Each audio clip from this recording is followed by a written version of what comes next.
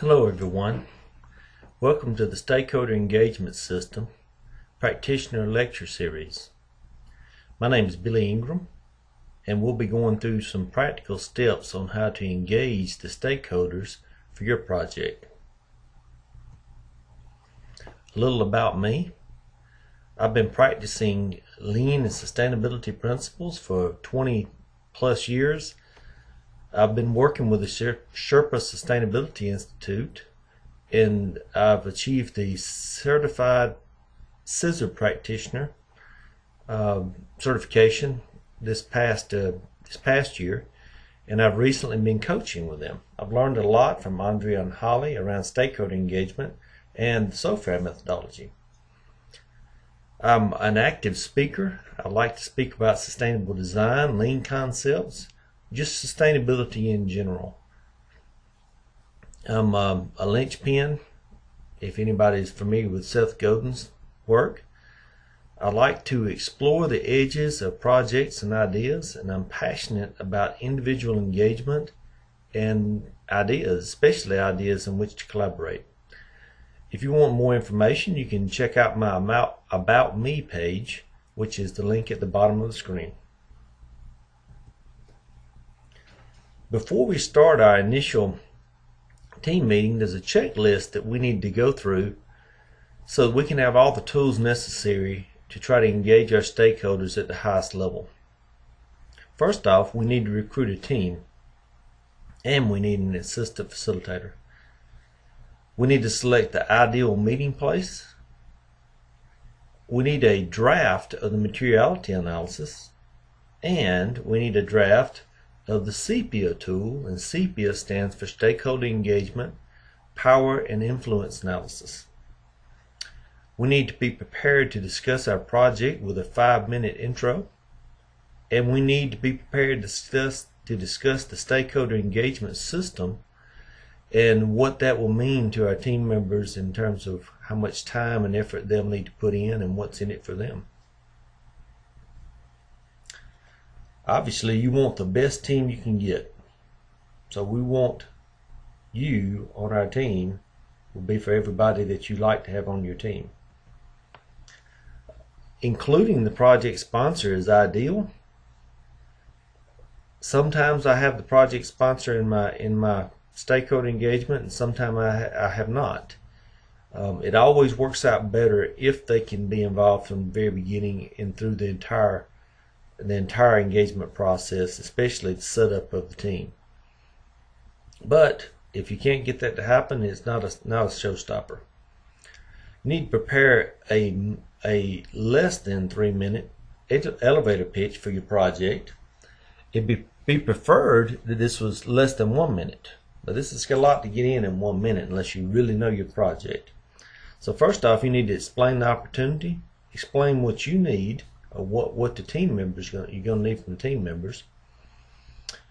You need to explain what's in it for them. And it's okay to be excited and passionate when you're explaining this, because that's the way a lot of people will join your team. People want to be around projects that are exciting and new. You need to also make sure that your team and your team members understand that they have an opportunity to make an impact by joining your team. This is a lot of times the key. The last two are the keys to getting really good members in your team. And finally, you need to recruit an assistant facilitator. This person is going to keep you on track and kind of keep the team guided in. So it's always nice to have a partner when you're going through a project. So, in selecting the ideal meeting place, I prefer off-site locations because this helps to limit distractions. There's nothing worse than being in the middle of some great collaborative ideas and talking about all the ins and outs of all the stakeholders that are involved in your project, and someone tap on the glass of the meeting room with some kind of critical issue that they need one of your team members to come work on. So off-site locations help limit this. You can do this work virtually. but it takes a lot more effort up front to plan and facilitate a good meeting when you don't have everyone in the room. This is a great diagram showing the stakeholder connections both inside and outside your business. They're not only connected to your organization, but they're connected to each other in the community and at large. They're also connected to things that a lot of times you wouldn't think about. Future generations is also another thing you need to think about as a stakeholder anytime you're working around any type of sustainability project. Here, sensitizing stakeholders is the term we use internally to my company.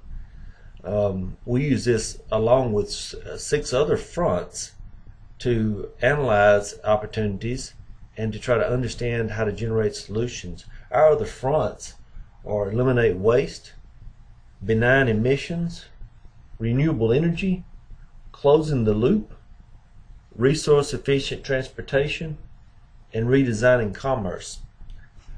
Along with sensitizing stakeholders, this rounds out an entire project and gives you a good idea how to move forward. This is a materiality analysis draft. It's just a placeholder. And if you look, there's only 2 axes here. And one is critical to success. In this case, it was a pilot success, but it could also be a project success. And the other is where the stakeholder falls in the terms of extreme dislike to extreme like. In this case, sabotage, outright sabotage, to the person who's waiting for your project and your solution to be their perfect solution. So when you're creating a draft, you need to provide your team with an example and a place to start. That's the real thing that you got going on here when you create your draft. And this needs to be done and brought to the initial meeting. This kind of relieves the pressure on the team, especially when you've not done this before. It relieves the pressure from having a blank sheet and trying to figure out what to do at the start of the meeting. If you're like me and you're new to stakeholder engagement, this is a great practice in making sure that you have a place to start. And a good rule of thumb is you want to do enough work to get started, or get the team started and say, hey, this is what I want to do. But you don't want to do so much work that it feels like to the team that you've executed the project in a vacuum and you want them to just stamp it for you. You want to do the same thing with the sepia tool. And again, this stands for Stakeholder Engagement, Power and Influence Analysis.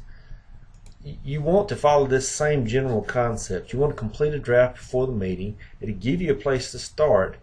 It relieves that unnecessary blank sheet pressure. But another good practice here is to also, if you get hung up on any particular part of filling out the sepia tool, you just skip on through it and come back to it at the end. But anyway, the general idea, you want to get started, and you want the group to be able to work on this and try to complete it during the meeting. You need to also prepare a minimum project intro. And if you have a simple project, it can be as easy as just covering who, what, when, where, and how. You may even want to add in why. But when you go through this project, if it's really complicated or really complex, you may want to think about using the project chart or template and going through the opportunity more thoroughly, so you can understand the project more thoroughly, so you can answer more of the questions maybe that might come out of your team about how you want to go about it, and which stakeholders should be included and which maybe should not be included. It's okay, again, to be passionate about your work and your project. This really helps build momentum in the team and gives people a sense of this is why I'm here and this is where I can really make an impact. You want to make sure you answer these questions. What's in it for the team member? and what's in it for the team. This is one of the keys in making sure that everyone gives their best effort during the stakeholder engagement system process. So, what to expect from the stakeholder engagement system initial meeting. At a minimum, you want to explain to your team how the project aligns with business goals. And this is really the why of why would you want to be a part of this team, and why do we want to get this project completed. You want to make sure that you show the stakeholder diagram as a visual, the AA1000 stakeholder diagram, so that people can kind of get a visual of it's not just about the customer, it's about the stakeholders, which is a much bigger bite out of the elephant. You want to make sure you have the materiality analysis draft so people can look at it and you can use it as part of your explanation to the team. And if you have the sepia draft, they'll get a better idea of what work's involved to get this done. You will need to know what you expect from each team member and be able to explain it to them. So this is to make sure you're giving them the opportunity to back out if it doesn't look like it's a fit for them, or it's going to take way more time than what they expected. You don't want to be rushing through the process if you can help it, but you also don't want to carry the process in at the snail's pace and it take 4 weeks to get just the initial team developed. So you really need to know this up front. You need to know how much time you will need from your team members. And another rule is you don't need any spectators in a stakeholder engagement system meeting, especially in this initial meeting. Every team member has a role and needs to contribute. That's just a rule of thumb that I use. If you have spectators in the meeting, they don't really need to be there. You need to uninvite them if that's the case, if someone's there and doesn't really want to contribute. So that's our practitioner lecture for the day. Thank you for your time and attention. And next week we're going to get into more depth on the sepia tool and start learning how to walk through that step by step. Look forward to talking with you next week. Bye-bye.